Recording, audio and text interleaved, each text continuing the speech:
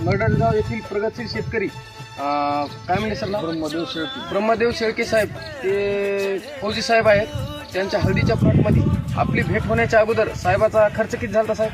जवळपास खर्च 10-15 हजाराचा वर झाला होता. तर ह्या प्लॉटला जवळपास 10-15 हजाराच्या वर खर्च झाला आणि हळद एकदम म्हणजे अशी लहानच होती. तर आपण पहिला डोस देऊन एक जवळपास 10-15 दिवस झाले. हो. त्या एका डोसचा साहेबाला काय रिझल्ट आला ते आपल्याला प्रत्येक साहेब सांगते. बरोबर, पानं पिवळे होते आणि करप पण होता.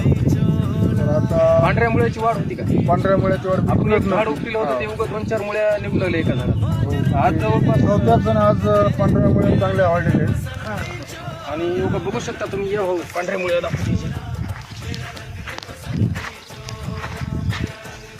बघू शकता तुम्ही पांढऱ्या मुळ्या दिसत आहेत का?